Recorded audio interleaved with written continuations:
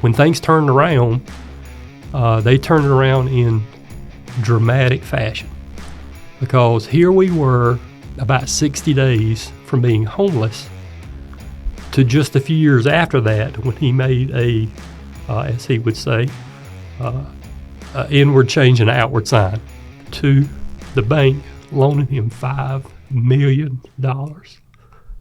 Welcome to Beyond the Bulldog, presented by Mack Trucks. I'm your host, Brian Wright. What you can expect from Beyond the Bulldog is to learn, enjoy, and participate from the comfort of your seat, whether on the road or off. You'll engage in topics and stories from people that work in the trucking industry, including some who work for Mack Trucks. This is mile marker number 15. We continue our conversation with Pat Godwin Jr., Corporate President for the Godwin Group, America's premier truck equipment manufacturer. This is the second of a two-part series. Pat Godwin Jr. has proven himself to be quite the storyteller, documenting the history of his father, Pat Sr., and his business, Godwin Manufacturing. In this episode, you'll learn about how alcoholism affected the family business, the resurgence of a man and his company through faith and family, and some valuable lessons learned. You're listening to Beyond the Bulldog, presented by Mack Trucks. We are here with Pat Godwin Jr. With the Godwin Group, and we're telling stories about how the business started with your dad, Pat Sr. We have a bold section here about your dad, and I'm going to tell the story.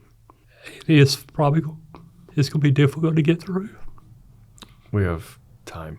But this is the turning point. My dad started drinking, and he was, the best way to describe him when he was drinking, he was a Jekyll or Hyde, and you never knew which one you were going to get until he started. And he never hurt anyone. He never harmed us kids or mom, but he sometimes was not a pleasant person to be around. He was looking to fight sometimes. Mm-hmm. Or he was on the other end of the spectrum when he was drinking and wanted to give everything away. So it was one or the other, and you never knew which one you were going to get.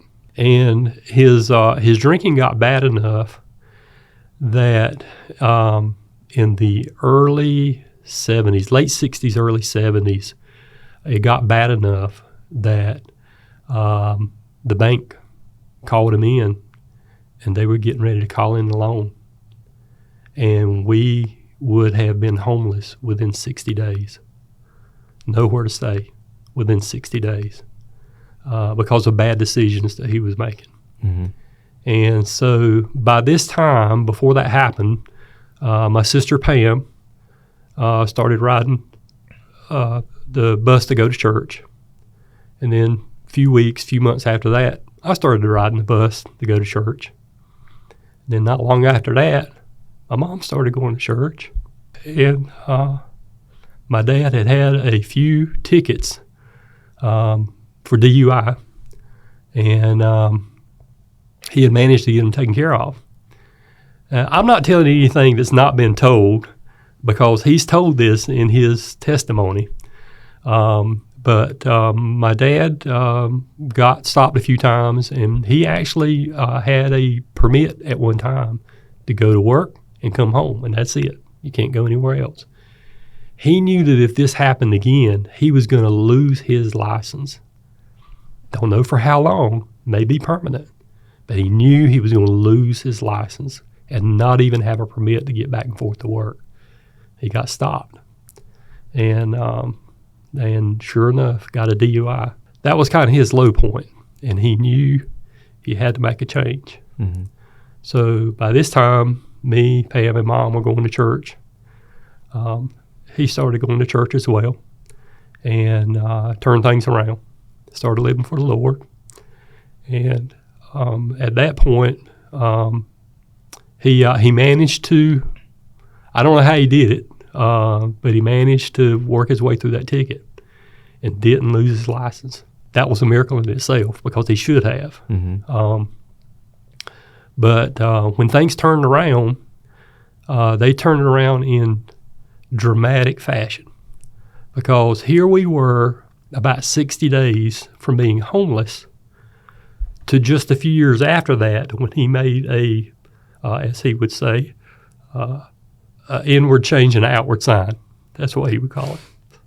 So when he made this change in life, we went from almost being homeless to just a few years after that to the bank loaning him $5 million for plant expansion. And so if you can turn yourself around in that way and manner, in just a few years, something's going right. And so we have to give the Lord the glory for that. And so things started turning around and started getting a lot better, after we started going to church. We had some family members that literally ridiculed my dad, just literally ridiculed. You're hiding behind the church and all this kind of stuff. Mm-hmm. And but in the end, it all worked out because things started turning around. The pastor of the church, I remember this, and you got to understand, I was probably 12-ish or so at the time, and I was a very young adult is probably the best way to put it. Mm-hmm. Didn't understand a lot of things. But the pastor nicknamed my dad Midas, the Midas touch. Mm-hmm. Everything he touches turns to gold. Yeah. And in hindsight now, that was the truth. Because once he made the change happened. And everything he did everything he touched did turn to gold at that point and really started taking off. And things started getting better to the point, like I said, a few years later, the bank granted him a loan for $5 million for a plant expansion. And then, it kept taking off. It kept going in the right direction. What was the change? The change is he knew he needed to change his life because he was going in a direction of self-destruction. In order for him to be successful, in order to potentially keep his family together, keep a roof over their head, he knew he had to make a change. And he didn't know what the change needed to be, but I think that sign was given to him when my sister, my mom, and me started going to church. Mm-hmm.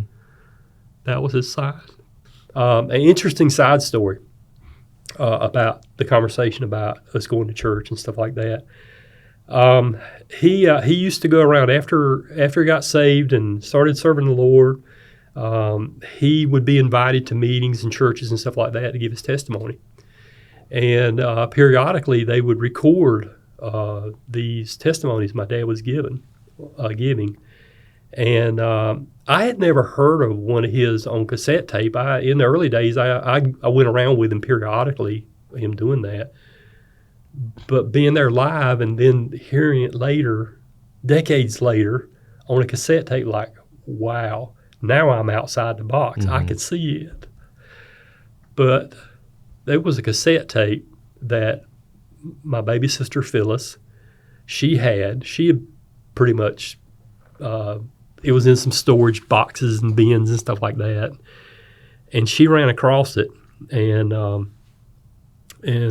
ran across it in particular when my dad passed away. And the pastor that pastor at that time never really knew my dad well. So my sister took this cassette tape to the pastor and says, "This is my dad. Before you preach his funeral, you'll know who he was."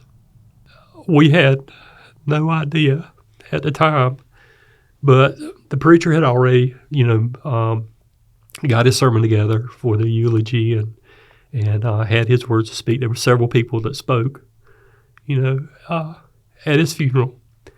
And the surprise was when the pastor of the church played an excerpt of this tape. It got a lot of people's attention. A lot of attention was was gleaned by that. No one really understood, why he did that, but it was understood afterwards, why he did that. There was a lot of discussion about that. And it was one of those things that turned out to be a very positive thing. Of course, we're getting into sad stuff. We're not supposed to be doing that probably, but it's important. It's part of life. Yeah. But I knew that being the oldest child and being the son that I had to speak to. Mm-hmm. And some of the things that I spoke on were some of the funnier things in life. I wanted to turn a sad situation into something that was more delightful because that's what he would have wanted. Mm-hmm. And so, even though we had a few weeks to spend with him before he passed away, there were some comical things that happened in the hospital and things of that nature. So I wanted to bring some of those to light, and that worked out really good as well. And so I would like to think that he would have been looking down, smiling, and Mom would be probably a little bit more reserved. Mm-hmm. But knowing my dad and how he was, he would be looking down, smiling. That he had his humor. Today, we highlight Road Dog Coffee Company and their premium coffee for the highway hero within. Your first order comes with a 20% discount. You can select from many different coffees, from the blonde roast, named Women Truckers Love Coffee, to the popular medium roast, Long Haul, to their dark roast, Black Dog. Road Dog Coffee Company offers its coffee to anyone who supports and loves our highway heroes. Road Dog Coffee is focused on its mission of supporting the men and women of transportation who work hard, day in and day out, because they love what they do and we love them. Your initial order receives a 20% discount. After that, use the code MACK15, no spaces, to receive a 15% discount on your additional purchases. That's MACK15. Visit RoadDogCoffee.com today and get on the road. We are here with Pat Godwin Jr. With the Godwin Group, and we're telling stories about how the business started with your dad, Pat Sr. So he liked challenges. Yes, absolutely. That's one of the things that about him you didn't want to do is back him into a corner. Mm-hmm. If you had $100 solution to a problem, and it was not in Dad's wheelhouse to make that problem right, and someone said, Pat, I don't think you could do that. That's just something you can't do. If he had to, he'd spend $1,000 to correct a $100 problem just to show you that he could do it. Mm-hmm. You did not dare him that he couldn't do something. Matter of fact, this is another interesting thing, is a top of his desk, back behind his desk where he sat at, a black sign with letters on it says, I'm not smart enough to know I can't do it. You stop and think about that. Mm-hmm. I'm not smart enough to know I can't do it. And there was not many things that he was tested and challenged on that he didn't figure out a way to make it happen. A man of his word. That was just the way it worked. Yeah. It was just the way it worked. Yep. Well, I mean, if you ever, you're running a business. Yep, that's true. You've got to commit. Mm-hmm. And when you tell somebody that you're going to do something, you've got to do it. Yep. Sometimes it costs you more than you anticipate. Yeah, that's true. And, we all have our issues from time to time. If you're in business and you don't have problems, you don't have a good enough business. Right. We do have our struggles, and we have to work through those as best we can. And it's one of those kind of things. My dad had another saying periodically is sometimes things didn't work out exactly as planned, and you had to come up with a plan B. And, the hardest thing to do is to call that customer up and say, hey, this didn't work out like I planned it. The reason I'm calling you today is not necessarily to tell you what you want to hear, but I need to tell you what you need to hear. And, make the best of it. Salvage the situation as best you can.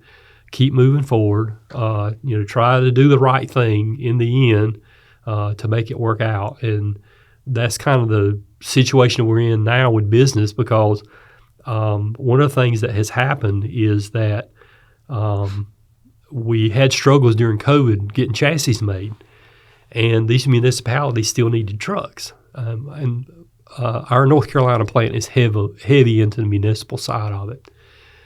Is the reason I'm talking about this. But people couldn't get trucks, and the over-the-road tractor, the 18-wheeler market, was really good at the time. Mm-hmm. And the chassis OEMs were making road tractors just as hard as they could and pushing vocational trucks back, and just kept pushing them back because this market's really good. I get that. We're in business too. I can't fault them for that. But the more they pushed the vocational market back, the deeper that bucket got. Mm. And all of a sudden, when things started changing and the over-the-road tractor market started dropping, they started pulling all these pent-up vocational orders forward, and they literally have flooded the market with hard orders. This is not something they're putting on the yard at a dealership or whatever. These are orders. I'll buy it and I'll pay for it kind of thing. Mm-hmm. But the problem is us being a final stage manufacturer, when these chassis are built, they've got to have something put on the back to make them a useful product. And that's where the problem is at now, is the manufacturers have been producing trucks for the past year or so at such a rate that people such as ourselves can't keep up with it. So give you an example. Our yard in North Carolina would normally have I would call it a churn. Trucks coming in, trucks going out. But at any given time, we probably got 100 trucks on the yard, 150 trucks on the yard. We're approaching 600 now. Holy cow. And that's kind of where we're at. All these are hard orders. These are sold units. Yeah. You know, we're not going to put it on consignment on a dealership's lot or something like that. These are sold units, and we just can't produce them fast enough. Mm-hmm. And it's a struggle, you know, and anybody who is in the truck equipment business and worth their weight in salt is busy right now. And the only saving grace at the moment, at one of our plants, delivery is a year right now. If you place an order today, it's going to take you a year to get what you've ordered. The only saving grace of that is all the businesses within our vocation are kind of in the same boat. Mm-hmm. We've got some competitors that their delivery is out 2 years, but their volume is not as high as ours. Mm-hmm. And so, you know, if if there's any competitors out there that do a good job, quality job, and you can stand behind, they're out on delivery. So that's the only thing that's saving us right now is even though our delivery is out a year, everybody else is too. Yeah. Because the market's been flooded with vocational trucks. And not anybody's fault. It's just what it is. This Week in History. This Week in History. On August 14th, 2008, Mack announces a restructuring plan. Mack Trucks and Volvo Trucks North America jointly formulated a plan to increase the effectiveness and efficiency of the North American truck operations and create better conditions for capitalizing on the opportunities arising in the North American market. The plan included moving Mack's headquarters and all support functions from Allentown, Pennsylvania to Greensboro, North Carolina, next to Volvo Group's North American headquarters. It also included transferring assembly of Mack highway vehicles from the plant in Virginia's New River Valley to the plant in Macungie, Pennsylvania, where Mack's construction and refuse vehicles were already assembled. After the transfer, all production of Mack and Volvo trucks would be concentrated to a single factory for each brand separately. Finally, it included restructuring of the parts distribution network that currently serves all business areas in the North American market. The new organization would improve the network's competitiveness and provide better service to dealers and customers across North America. This has been This Week in History.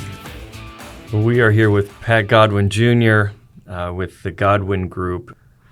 What are some lessons that you hold dear from time spent with your dad working at Godwin? Oh my gosh, probably the best thing is the employees as well as my dad having these old sayings and stuff. one of the sayings was a gentleman that used to work with us back in the early days, and he's passed away now. But he was not an educated individual, but he just had a way with words. And he broke it down that even a 5-year-old could understand what he was saying. And you have to value that in a person that's not educated and can talk on a 5-year-old level where they can understand it. Mm-hmm. One of the things that he would say, I would be in the middle of something trying to work it out or whatever, and he would come by me and look up from my shoulder and says, well, how are you going to do that? Or why did you do that way? And why don't you do it this way? And that kind of stuff. Not being critical of whatever, but maybe I was doing a little bit different than what he would have done it. He had a saying that I always remember is the looker can always see more than the doer. That's very simple words, but it's a very deep sentence. Mm-hmm. The looker can always see more than the doer. Think about that. And it's just, a 5-year-old can understand that. But just some of those sayings, and just like the one my dad had, I'm not smart enough to know I can't do it. I like that one a lot too. Absolutely. It's like the Monday morning quarterback, right? Mm-hmm. Watch football. Oh, well, this is what I would have done. Exactly. Right. Everybody can talk instant about that. Replay. Let's go watch anything in instant replay. And you're like, oh, I would have just done that different. Absolutely. Of course you would have. Yeah. You weren't in the moment. It's very, very true. You weren't in the moment. And you don't have the same conditions, training, expectation. But yeah, mm-hmm. the looker can see things different than the doer. Yep, that's true. And more thoroughly and in a different perspective a lot of ways. Whether it's right or wrong is it doesn't matter. But just taking that sentence in its purest and simplest concept, the looker can always see more than the doer. It's so true. And I've heard this before too. This is another saying. I'm the oldest rat in the barn at this point. There's no one been there any longer than me now. I've been there 54 years. Mm-hmm. And I'm the oldest rat in the barn, so I'm the one that's got these memories cobbled up. And a story like this needs to be told. One of the things that I've gone through in the past literally few months, because he's been gone for almost 2 years now. November will be 2 years. But one of the things that I talk about now when we're making decisions, business decisions and stuff like that, is we'll get to thinking about something and talking about a different way of doing something or something like that. And then I'll think about how and what he would think about it. And all of a sudden I say, that's not the Pat Godwin way. And sometimes we'll change directions because it was not necessarily the Pat Godwin way. Now, realizing that he was first generation and that business was always his baby, and he was what I would call old school.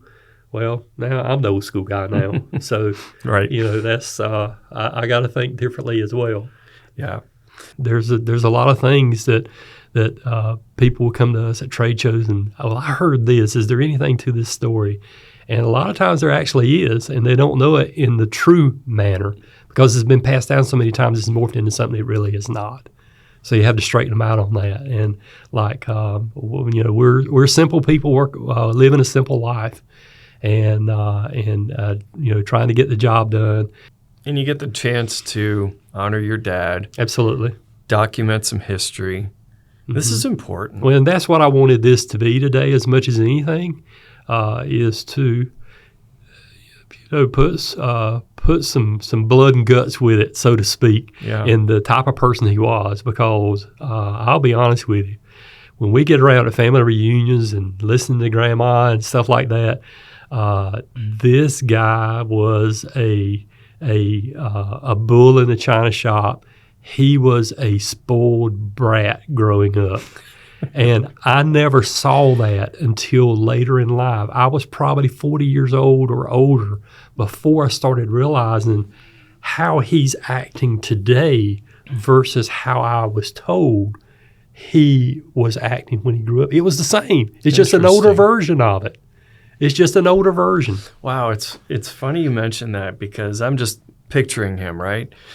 And I'm thinking, wow, well, back in the day, working on a farm, you don't have anything, and so he's got to claw and scrap his way but that was because he was a spoiled brat. Yeah, and he was a spoiled brat because he had 4 siblings above him in age, and compared to the oldest one, he could do anything they could do. That's right. He might have been 5 years old, but he could have done the same thing a 15-year-old could have done. There's some other stories that I'm going to tell family-wise about that, but I'm just going to keep those to myself right now. They'll probably die with me. Yeah, I'm sure there's a lot of stories to be told, and hopefully we'll get a chance to have that and have you back on this program. It would be interesting. You know, so far in today, we've just talked about my childhood up until about the time I graduated high school. And I've been doing this for 54 years. So that's up to you. If it's interesting to the audience, I'd love to be able to hear from that. And we're just telling life stories. Yeah. Well, and we've got a lot of interesting life stories. That's what we're here for. And we'll have you if you're willing to be a part of this, because I'm sure those listening and watching would really appreciate it too. Yeah. The honesty is accurate. It's sincere. It's real life. And it makes your story better. It makes the history real. I agree. Thank you so much for joining us today. All right. Thank you for having me. Thank you for tuning in to the second of 2 episodes of Beyond the Bulldog with Pat Godwin Jr., Corporate President of the Godwin Group. We are working hard to provide the stories and topics that keep you entertained. Let us know what you think about this week's podcast. What would you like for us to cover, and who would you like to hear on Beyond the Bulldog? Our goal is to provide an informative and entertaining podcast. Please leave your suggestions in the comments section below. Thanks for listening. Don't forget to like and subscribe, and make sure to follow the Bulldog.